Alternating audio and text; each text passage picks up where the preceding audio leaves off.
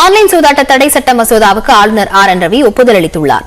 கடந்த ஆண்டு ஆன்லைன் சூதாட்டத்தை தடை செய்ய தமிழ்நாடு அமைச்சரவை இயற்றிய அவசர சட்டத்துக்கு ஒப்புதல் அளித்த ஆளுநர் ரவி சட்டப்பேரவையில் நிறைவேற்ற ஆன்லைன் சூதாட்ட தடை சட்ட மசோதாவிற்கு ஒப்புதல் அளிக்காமல் அரசுக்கு திருப்பி அனுப்பினார். மேலும் ஆன்லைன் சூதாட்ட தடை சட்ட மசோதாவை இயற்ற தமிழ்நாடு அரசுக்கு அதிகாரம் இல்லை என கூறியிருந்தார். இதையடுத்து சட்டப்பேரவையில் நடப்பு கூட்டத்தொடரில் மீண்டும் ஆன்லைன் சூதாட்ட தடை மசோதா ஒருமனதாக நிறைவேற்றப்பட்டு ஆளுநரின் ஒப்புதலுக்காக அனுப்பப்பட்டது. இரண்டாவது முறையாக அனுப்பப்பட்ட ஆன்லைன் சூதாட்ட தடை சட்ட மசோதாவுக்கு ஆளுநர் ஆர் என் ரவி ஒப்புதல் அளித்துள்ளார். தடை செய்யப்பட்ட ஆன்லைன் சூதாட்டங்களில் விளையாடினால் அல்லது சூதாட்டம் நடத்தினால் 5000 ரூபாய் அபராதம் அல்லது 3 மாத சிறை தண்டனை இரண்டும் சேர்த்தும் தண்டனையாக விதிக்க தடை சட்டத்தில் வழிவகை செய்யப்பட்டுள்ளது. ஆளுநருக்கு எதிராக சட்டப்பேரவையில் இன்று அரசினர் தனி தீர்மானம் கொண்டு வந்த சில மணி நேரங்களிலேயே ஆன்லைன் சூதாட்ட தடை சட்ட மசோதாவுக்கு ஆளுநர் ஒப்புதல் வழங்கியிருப்பது குறிப்பிடத்தக்கது. ஆப் ஸ்டோர்களிலிருந்து ஆன்லைன் சூதாட்ட செயலிகளை முழுமையாக நீக்க மத்திய அரசு மூலமாக தமிழ்நாடு அரசு நடவடிக்கை எடுக்க வேண்டும் என அதிமுக முன்னாள் அமைச்சர் வைகை செல்வன் கூறியுள்ளார். அப்படியான ஒன்றை அந்த தமிழக அரசு மேலும் அந்த மின்னணு தகவல் தொழில்நுட்பத்துறையில் அணுகி மத்திய அரசின் சார்பிலே முழுமையாக அந்த ஆப்பை தடை செய்ய வேண்டும். அப்படி தடை செய்தால்தான் இந்த ஆன்லைன் இந்த ரம்மி சூதாட்டத்திற்கு முழுமையாக தடை விதித்ததாக அர்த்தமாக இருக்கும் என்றுதான் என்னுடைய கருத்தை நான் பதிவு செய்கிறேன்.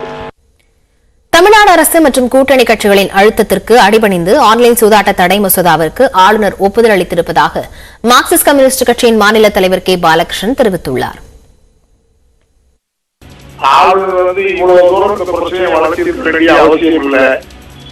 எப்படியோ ஒப்புதல் கொடுத்தா இன்னும் பல உயிர்களை காப்பாற்றிருக்கலாம். ஆனா ரொம்ப தாமதமா சபையில் நிகழ்ச்சியில கூட ஒரு மாசமா பேசி இன்னைக்கு சட்டமன்றத்தில் ஒரு தீர்மானம் நிறைவேற்றக்கூடிய அளவுக்கு போய் நாளைக்கு ஒரு கண்டன ஆர்ப்பாட்டம் வந்திருக்க நிலையில ஒரு ஒப்புதல் கொடுத்திருக்கிறது ஒரு அழுத்தத்துக்கு அவர் அடிபணிச்சிருக்கிறாரு என்றுதான் நான் சொல்ல விரும்புறேன். ஆன்லைன் சூதாட்ட தடை மசோதாவுக்கு ஆளுநர் ஒப்புதல் அளித்திருப்பது தாமதமானது என்றாலும் வரவேற்கத்தக்கது என பாமக தலைவர் அன்புமணி தெரிவித்துள்ளார். இது தொடர்பாக டுவிட்டரில் பதிவிட்டுள்ள அவர், ஆன்லைன் சூதாட்டம் தடை செய்யப்பட்டிருப்பது பாமகவிற்கு கிடைத்த வெற்றி என்றும் தற்கொலைகள் இனி நிகழாது என்பதில் மட்டற்ற மகிழ்ச்சி என்றும் கூறியுள்ளார். ஆன்லைன் சூதாட்ட தடை சட்டத்தை தமிழ்நாடு அரசு உடனடியாக அரசிதழில் வெளியிட வேண்டும் என்றும் அன்புமணி வலியுறுத்தியுள்ளார். ஆன்லைன் சூதாட்ட தடை சட்டத்திற்கு ஆளுநர் தாமதிக்காமல் ஒப்புதல் வழங்கியிருந்தால் பல உயிரிழப்புகளை தவிர்த்திருக்கலாம் என்று தமிழ் மாநில காங்கிரஸ் தலைவர் ஜி கே வாசன் தெரிவித்தார். ஆன்லைன் சூதாட்டம் கூடாது, இதனால் பல உயிர்கள் தமிழகத்தில் தொடர்ந்து போய் கொண்டிருக்கிறது, உடனடியாக இதை ரத்து செய்ய வேண்டும் என்று அனைத்து கட்சிகளும் ஒருமித்த கருத்தோடு பல மாதங்களாக தொடர்ந்து வலியுறுத்திக் கொண்டிருக்கிறது. இன்றைக்கு அந்த மசோதாவுக்கு கவர்னர் ஒப்புதல் அளித்திருக்கின்றார் என்றால் நன்றி தெரிவித்துக் கொள்கின்றேன். என்றாலும் கூட இது தாமதமான ஒப்புதல். பல மாதங்களுக்கு முன்பே இதனை கொடுத்திருக்க வேண்டும். பல உயிர்கள் இன்றைக்கு நம்மிடத்திலே இல்லை என்பதை நான் இங்கே நினைவு கடமைப்பட்டிருக்கிறேன். தமிழ்நாடு ஆளுநர் இனியாவது அரசு மற்றும் அரசியலமைப்பு சட்டத்தை மதித்து நடக்க வேண்டும் என்று நாடாளுமன்ற உறுப்பினர் ரவிக்குமார் தெரிவித்துள்ளார். இந்த ஒப்புதலை ஏற்கனவே வழங்கியிருந்தால் பல பேருடைய உயிர்களை பாதுகாத்திருக்க முடியும், பலருடைய பொருள் இழப்புகளை பாதுகாத்திருக்க முடியும். அதெல்லாம் செய்யாமல் அந்த சூதாட்ட நிறுவனங்களுடைய பொறுப்பாளர்களை அந்த உரிமையாளர்கள் எல்லாம் கூப்பிட்டு அவர்களோடு அவர் கலந்தாலோசனை செய்தது என்பது நமக்கு வேதனை அளிக்கிறது. ஆளுநர் அவர்கள் மாநில அரசை மதித்து அரசியலமைப்பு சட்டத்தை மதித்து நடந்து கொள்ள வேண்டும் என்று தனது கேட்டுக்கொள்கிறோம். ஆன்லைன் சூதாட்ட தடை சட்டம் மூலம் நிறைய பேர் பாதுகாக்கப்படுவார்கள் என அந்த சட்டத்தை உருவாக்கும் குழுவில் இடம்பெற்றிருந்த லட்சுமி விஜயகுமார் தெரிவித்துள்ளார்.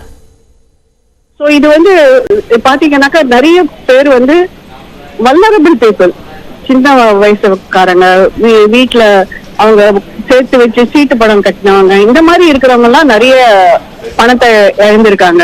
சோ இந்த மாதிரி எப்போதுமே பாத்தீங்கன்னாக்கா நம்ம இந்த இந்த மாதிரி ஆன்லைன் சூதாட்டத்தை விளையாடி நான் வந்து ஒரு பெரிய லட்சாதிபதி ஆனேங்கிற நியூஸ் நம்ம படிக்கிறது இல்ல. ஆனா இந்த ஆன்லைன் சூதாட்டத்தினால உயிரிழப்புக்கான பண இழப்பு, இது உயிரிழப்போட கூட வீட்டுல பிரச்சனைகள், குடும்பத்துல பிரச்சனைகள், இந்த மாதிரி பலவிதமான பிரச்சனைகள். அதாவது இந்த ஆன்லைன் சூதாட்டம் வந்து அவர் அந்த தனி நபரை மாத்திரம் பாதிக்கல, அவங்க குடும்பத்தையும் பாதிக்கிறது, அவங்க சுத்தி இருக்கிறவங்களையும் பாதிக்கிறது, வேலை செய்யற இடத்துலயும் அவங்களால முன்ன மாதிரி வேலை செய்ய முடியல, இந்த மாதிரி பலவிதமான பிரச்சனைகள் ஏற்படுறது. சோ இது வந்து தடுத்து நிறுத்துறது ஒரு நிறைய வல்னரபிள் பீப்புள் இதுல இருந்து காப்பாற்றப்படுவாங்க. அதிமுக பொதுச் செயலாளர் பதவியை அங்கீகரிக்க கோரி எடப்பாடி பழனிசாமி தொடர்ந்த வழக்கை டெல்லி உயர்நீதிமன்றம் ஒத்திவைத்துள்ளது. கடந்த ஆண்டு ஜூலை 11ஆம் தேதி நடைபெற்ற அதிமுக பொதுக்குழு செல்லும் என உச்சநீதிமன்றம் தீர்ப்பளித்த நிலையில் அதிமுக பொதுச் செயலாளராக எடப்பாடி பழனிசாமி ஏகமனதாக தேர்வு செய்யப்பட்டார். இந்நிலையில் பொதுச் செயலாளர் பதவி உள்ளிட்ட திருத்தப்பட்ட அதிமுக சட்ட விதிகளை அங்கீகரிக்க இந்திய தலைமை தேர்தல் ஆணையத்துக்கு உத்தரவிடக் கோரி எடப்பாடி பழனிசாமி சார்பில் டெல்லி உயர்நீதிமன்றத்தில் வழக்கு தொடரப்பட்டது. இந்த வழக்கு நீதிபதி பிரதீபா சிங் முன்பு விசாரணைக்கு வந்தபோது விசாரணை நடத்துவதற்கு ஓபிஎஸ் தரப்பு எதிர்ப்பு தெரிவித்தது. அதே நேரத்தில் கர்நாடக தேர்தலில் போட்டியிடும் வகையில் மாற்றங்களை அங்கீகரிக்குமாறு இபிஎஸ் தரப்பு வலியுறுத்தியது. இந்த விவகாரத்தில் பல்வேறு மனுக்கள் உயர்நீதிமன்றம் மற்றும் உச்சநீதிமன்றத்தில் நிலுவையில் இருப்பதாகவும் ஒரு வாரம் அவகாசம் வேண்டும் என தேர்தல் ஆணைய தரப்பில் விளக்கம் அளிக்கப்பட்டது. இந்த வழக்கில் உச்சநீதிமன்ற விசாரணையின் போது மனுதாரர் ஒருவருக்கு ஆதரவாக தனது கணவரும் உச்சநீதிமன்ற வழக்கறிஞருமான மணிந்தர் சிங் ஆஜராகியுள்ளார் என்பதால் வழக்கு விசாரணையிலிருந்து விலகுவதாக நீதிபதி பிரதீபா சிங் கூறி மற்றொரு அமர்வு விசாரிக்கும் வகையில் தலைமை நீதிபதி பார்வைக்கு அனுப்ப உத்தரவிட்டார்.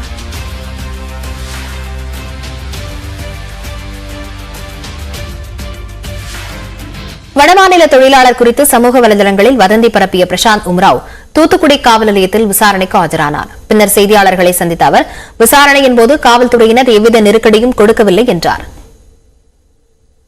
According to court order, I can't speak here. I am giving my statement. I am giving a statement in the house. No. Please. தமிழ்நாட்டில் சாதிவாரி கணக்கெடுப்பை அரசு நடத்த வேண்டும் என்று பாமக தலைவர் அன்புமணி ராமதாஸ் வலியுறுத்தியுள்ளார். சென்னை அயனாவரத்தில் அனைத்திந்திய மிகவும் பிற்படுத்தப்பட்டோர் ரயில்வே பணியாளர்கள் சங்க மாநாட்டில் அவர் கலந்து கொண்டு பேசினார். அரசியல் சாசன சட்டத்திருத்தம் 9வது அட்டவணையின்படி இடஒதுக்கீடு பாதுகாக்கப்பட்டு வருவதாகவும் சமூக நீதி என்ற வார்த்தைக்கு அர்த்தம் தெரியாமல் அரசியல் தலைவர்கள் பேசி வருவதாகவும் விமர்சித்தார். தமிழ்நாட்டில் பட்டியலினத்தவர்கள் 69% மேல் இருக்கிறார்களா என்று உச்சநீதிமன்றம் கேள்வி கேட்ட நிலையில் அதை நிரூபிப்பதற்கு சாதிவாரி கணக்கெடுப்பு தேவை என வலியுறுத்தினார். சாதிவாரி கணக்கெடுப்பின் மூலம் இன்னும் அதிகமான இடஒதுக்கீடு கூட தமிழ்நாட்டிற்கு பெற முடியும் என்றும் தெரிவித்தார். தமிழ்நாட்டில் அதுக்கப்புறம் 47, 49 விழுக்காடு, அப்புறம் 68 விழுக்காடு, அப்புறம் 69 விழுக்காடு ஃபைனலா வந்துச்சு.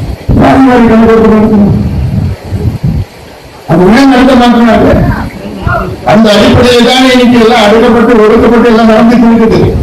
எதற்கு மறுக்கிறீங்க? ஒரு நிமிட செய்தி தொகுப்புகள் சிலவற்றை பார்க்கலாம். தமிழ்நாடு சட்டப்பேரவையில் ஆளுநருக்கு எதிரான தீர்மானம் கொண்டுவரப்பட்டதற்கு முன்பு எதிர்க்கட்சி துணைத் தலைவர் பிரச்சனையை எழுப்பிய அதிமுக உறுப்பினர்கள் அவையிலிருந்து வெளிநடப்பு செய்தனர். சட்டமன்ற எதிர்க்கட்சி துணைத் தலைவர் இருக்கையை ஓ பன்னீர்செல்வத்திற்கு பதில் ஆர்.பி. உதயகுமாருக்கு வழங்க வேண்டும் என்று கோரிக்கை தொடர்பாக அதிமுக சார்பில் தனி தீர்மானம் அளிக்கப்பட்டது. ஆளுநர் தொடர்பான தீர்மானம் விவாதத்திற்கு எடுத்துக் கொள்ளப்படுவதற்கு முன்பு தங்களது தனி தீர்மானத்தை எடுத்துக் கொள்ள வேண்டும் என்று அதிமுகவினர் வலியுறுத்தினர். அப்போது பேசிய எடப்பாடி பழனிசாமி பெரும்பாலான உறுப்பினர்களால் தேர்ந்தெடுக்கப்பட்ட எதிர்க்கட்சி துணைத் தலைவரை தற்போது வரை சபாநாயகர் அங்கீகரிக்கவில்லை என்றார். மேலும் எதிர்க்கட்சித் தலைவர் பேசுவது நேரடி ஒளிபரப்பு செய்யப்படுவதில்லை என்றும் தங்களுடைய கேள்விகளுக்கு முதலமைச்சர் மற்றும் அமைச்சர்கள் அளிக்கும் பதில்கள் மட்டும் நேரலையில் வருகிறது என்றார். இதற்கு பதிலளித்த சபாநாயகர் இருக்கை தொடர்பாக ஏற்கனவே நீண்ட விளக்கத்தை அளித்துள்ளதாகவும் எதிர்க்கட்சி துணைத் தலைவர் இருக்கை தொடர்பாக விதிகளில் எதுவும் இல்லை என்றார். இதையடுத்து பேசிய எடப்பாடி பழனிசாமி அரசுக்கு எப்போதெல்லாம் பிரச்சனை வருகிறதோ அப்போதெல்லாம் சட்டப்பேரவை விதிகள் தளர்த்தப்படுவதாக கூறி பேரவையிலிருந்து வெளிநடப்பு செய்தார். அவருடன் அதிமுக எம்எல்ஏக்கள் அனைவரும் வெளிநடப்பு செய்தனர். தமிழ்நாடு நகர்ப்புற வாழ்விட மேம்பாட்டு வாரியத்தின் சார்பில் 284 கோடி ரூபாயில் கட்டப்பட்டுள்ள 2828 குடியிருப்புகள், தமிழ்நாடு வீட்டு வசதி வாரியத்தின் சார்பில் 171 கோடியே 36 லட்சம் ரூபாய் செலவில் கட்டப்பட்டுள்ள கட்டிடங்களை சென்னை தலைமைச் செயலகத்திலிருந்து முதலமைச்சர் ஸ்டாலின் காணொலியின் மூலம் திறந்து வைத்தார்.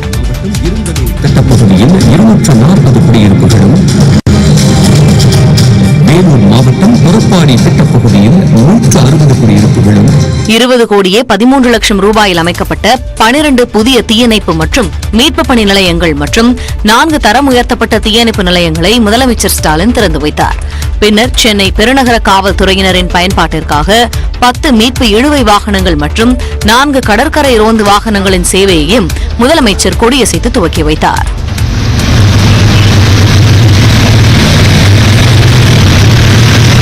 பண்டிகை மற்றும் திருவிழா காலங்களில் கடற்கரையில் அதிகப்படியான மக்கள் கூட்டத்தை ஒழுங்குபடுத்தவும் அசம்பாவிதங்கள் ஏற்படாமல் தடுக்கவும் இந்த வாகனங்கள் உதவிகரமாக இருக்கும் என தெரிவிக்கப்பட்டுள்ளது.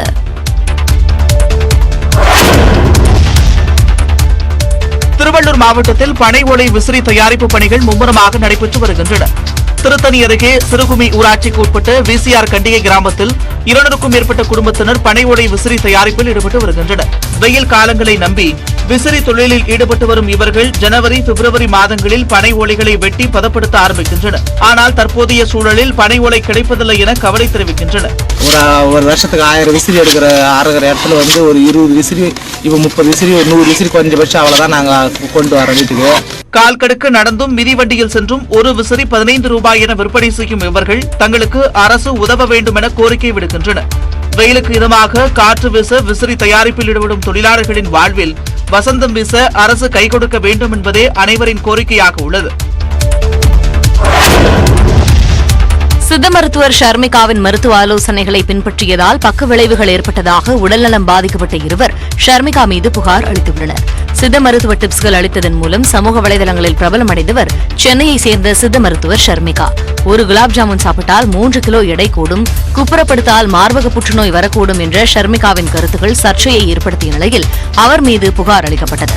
அதன் அடிப்படையில் ஷர்மிகாவிடம் விளக்கம் கேட்டு இந்திய மருத்துவ மற்றும் ஹோமியோபதி துறை நோட்டீஸ் அனுப்பியது.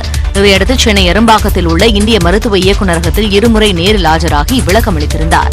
இந்நிலையில் ஷர்மிகா அளித்த டிப்ஸ்கள் பலனளிக்கவில்லை என்றும் அதனை பின்பற்றியதால் பக்க விளைவுகள் ஏற்பட்டதாகவும் இருவர் புகார் அளித்துள்ளனர். இந்த புகார் தொடர்பாக ஷர்மிகாவிடம் விசாரணை நடத்தப்படும் என இந்திய மருத்துவ மற்றும் ஹோமியோபதி அதிகாரிகள் தெரிவித்துள்ளனர். அனுமதி வழங்கப்பட்ட போதும் ஆலையில் தேங்கியுள்ள ஜிப்சம் கழிவுகளை ஸ்டெர்லைட் ஆலை நிர்வாகம் நீக்கவில்லை என தமிழ்நாடு அரசு உச்சநீதிமன்றத்தில் குற்றம் சாட்டியுள்ளது. ஸ்டெர்லைட் ஆலையில் தேங்கியுள்ள கழிவுகளை நீக்க அனுமதிக்க கோரி வேதாந்தா நிறுவனம் தாக்கல் செய்த மனு உச்சநீதிமன்றத்தில் தலைமை நீதிபதி சந்திரசூட் அமர்வில் விசாரணைக்கு வந்தது. அப்போது ஆலையில் ஜிப்சம் உள்ளிட்ட கழிவுகள் நீக்கப்படாமல் உள்ளதாகவும் அவை நீக்கப்படாவிட்டால் உபகரணங்கள் பாதிப்படையும் என நிபுணர் குழு அறிக்கையில் குறிப்பிடப்பட்டுள்ளதாக வேதாந்தா நிறுவனம் வாதிட்டது. அப்போது தமிழ்நாடு அரசின் சார்பில் ஆஜரான வழக்கறிஞர் CS வைத்தியநாதன் ஸ்டெர்லைட் ஆலையில் தேங்கியுள்ள ஜிப்சம் கழிவுகளை அகற்ற 5 ஆண்டுகளுக்கு முன்பே நீதிமன்றம் உத்தரவிட்டும் இன்னும் அகற்றவில்லை என்றார். இதையடுத்து ஏற்கனவே வழங்கப்பட்ட அனுமதியின் அடிப்படையில் கழிவுகளை மட்டும் நீக்க வேதாந்தா நிறுவனத்திற்கு உத்தரவிட்ட நீதிபதிகள் அரசு அனுமதிக்காத எந்த பணிகளையும் மேற்கொள்ள அனுமதிக்க இயலாது என திட்டவட்டமாக தெரிவித்து விசாரணையை 3 வாரங்களுக்கு ஒத்திவைத்தனர். ஸ்டெர்லைட் ஆலையை திறக்க கோரியும் இயந்திரங்களை செப்பனிட கோரியும் முன்வைத்த கோரிக்கை தொடர்பான பிரச்சினைகளை உச்சநீதிமன்றம் விசாரணைக்கு எடுக்கவில்லை. கொரோனா சிகிச்சை கட்டமைப்புகள் குறித்த ஒத்திகை தமிழ்நாட்டில் உள்ள அனைத்து அரசு மருத்துவமனைகளிலும் நடைபெற்றது. கொரோனாவால் பாதிக்கப்பட்டவருக்கு சிகிச்சை அளிப்பது குறித்து அப்போது பயிற்சி அளிக்கப்பட்டது. சென்னை ராஜீவ்காந்தி அரசு மருத்துவமனையில் நடைபெற்ற கொரோனா தடுப்பு தயார் நிலை குறித்த ஒத்திகையை மருத்துவத்துறை அமைச்சர் மா சுப்பிரமணியன் நேரில் ஆய்வு செய்தார். அதன்பின் செய்தியாளர்களை சந்தித்த அவர் அரசு சார்பில் 78 இடங்களில் RT-PCR பரிசோதனை மையங்கள் தயார் நிலையில் இருப்பதாக தெரிவித்தார். சுமார் 64,281 படுக்கைகள் தயார் நிலையில் இருப்பதாகவும் தமிழ்நாட்டில் கொரோனாவால் பாதிக்கப்பட்ட யாருக்கும் ஆக்ஸிஜன் வசதி தேவை என்ற அவசியம் ஏற்படவில்லை என்றும் அமைச்சர் மா சுப்பிரமணியன் தெரிவித்துள்ளார். இந்த பாதிப்புகளுக்கு உள்ளானவர்கள் உடனடியாக அதிதீவிர சிகிச்சை பிரிவுகளை தேவையோ அல்லது ஆக்சிஜன் தேவை என்கின்ற அந்த நிலையில் இல்லை. தற்போது அந்த கிளஸ்டர் பாதிப்புகள் இல்லை. திருச்சி அண்ணல் காந்தி நினைவு அரசு மருத்துவமனையில் நடைபெற்ற கொரோனா சிகிச்சை ஒத்திகையை மருத்துவக் கல்லூரி முதல்வர் நேரு பார்வையிட்டு ஆய்வு செய்தார். திருச்சி அரசு மருத்துவமனையில் பிரத்யேகமாக தொடங்கப்பட்டுள்ள கொரோனா சிகிச்சை மையத்தில் 320 மருத்துவர்கள், 230 செவிலியர்கள் என தயார் நிலையில் இருப்பதாக அவர் தெரிவித்தார். இதேபோல் கோவை அரசு மருத்துவக் கல்லூரி மருத்துவமனையின் முதல்வர் நிர்மலா தலைமையில் கொரோனா சிகிச்சை ஒத்திகை நடைபெற்றது. கோவை மாவட்ட ஆட்சியர் கிராந்திகுமார் ஒத்திகையை பார்வையிட்டு ஆய்வு செய்தார்.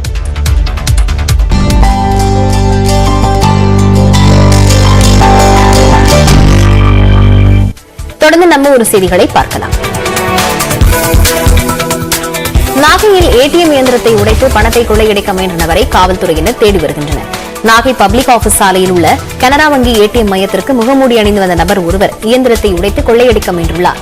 கடப்பாறையால் உடைத்தும் ஏடிஎம் இயந்திரத்தை உடைக்க முடியாமல் போனதால் கொள்ளையன் அங்கிருந்து தப்பியோடினார். சிசிடிவி கேமரா காட்சிகளை கைப்பற்றி காவல்துறையினர் விசாரணை மேற்கொண்டு வருகின்றனர்.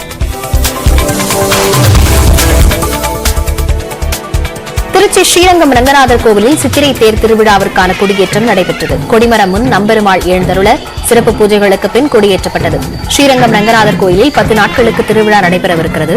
முக்கிய நிகழ்வான தேரோட்டம் 19ஆம் தேதி நடைபெறவுள்ளது.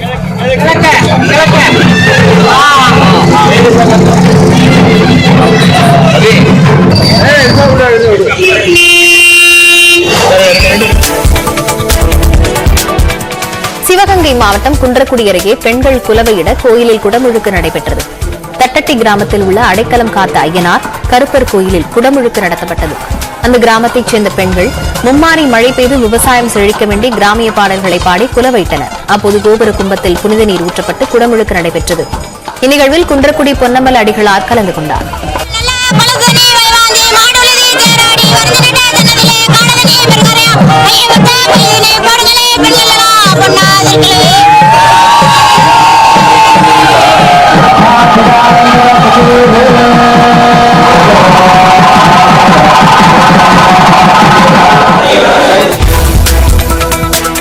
தென்காசி மாவட்டம் செங்கோட்டையில் மனநலம் பாதிக்கப்பட்ட பெண் பாலியல் துன்புறுத்தலுக்கு உட்படுத்தப்பட்டு கொலை செய்யப்பட்ட சம்பவம் அதிர்ச்சியை ஏற்படுத்தியிருக்கிறது.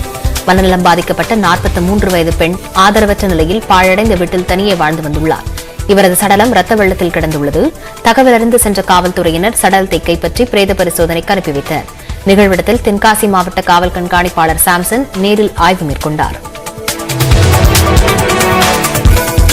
கடலூரைச் சேர்ந்த இளைஞர் சீன பெண்ணை காதலித்து தமிழ் கலாச்சார முறைப்படி திருமணம் செய்து கொண்டார். கடலூர் மஞ்சக்குப்பம் மேற்கு வேணுகோபாலபுரத்தைச் சேர்ந்தவர் பாலச்சந்தர். சீன நாட்டைச் சேர்ந்த சௌ இஜியோ என்ற பெண்ணுடன் சமூக வலைதளம் மூலம் அறிமுகமாகி இருவரும் காதலித்துள்ளனர். இரு குடும்பத்தாரும் சம்மதம் தெரிவித்த நிலையில் கடலூர் முதுநகரில் பெற்றோர்கள் முன்னிலையில் பாலச்சந்தரும் சௌ இஜியோவும் திருமணம் செய்து கொண்டனர்.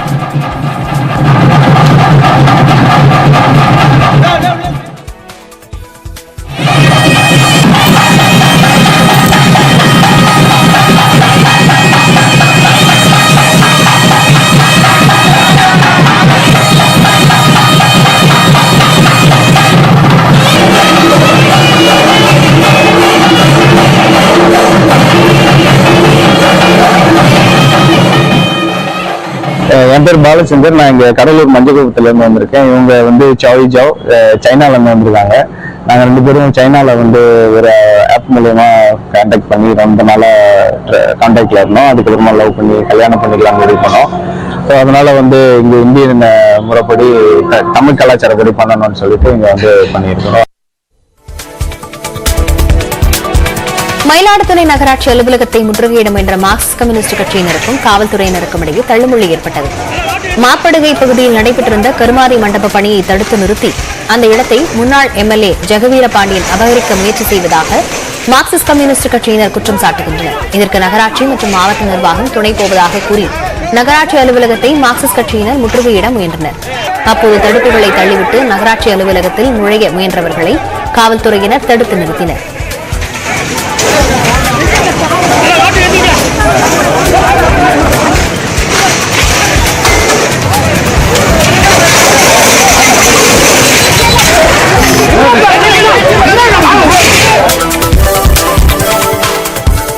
தேனி அலிநகரம் நகராட்சி குப்பை கிடங்கில் 2ஆம் நாளாக தீ எரிந்து வருகிறது. அலிநகரம் நகராட்சி குப்பை கிடங்கு வீரபாண்டி பேரூராட்சிக்குட்பட்ட தப்புக்குண்டு சாலையில் உள்ளது. நேற்று பிற்பகலில் இந்த குப்பை கிடங்கில் தீ விபத்து ஏற்பட்டது. தீ தொடர்ந்து எரிந்து வருவதால் அப்பகுதி முழுவதும் புகைமண்டலமாக காட்சியளிக்கிறது. 10க்கும் மேற்பட்ட தண்ணீர் வாகனங்கள் மூலம் தீயை அணைக்கும் பணி நடைபெற்று வருகிறது.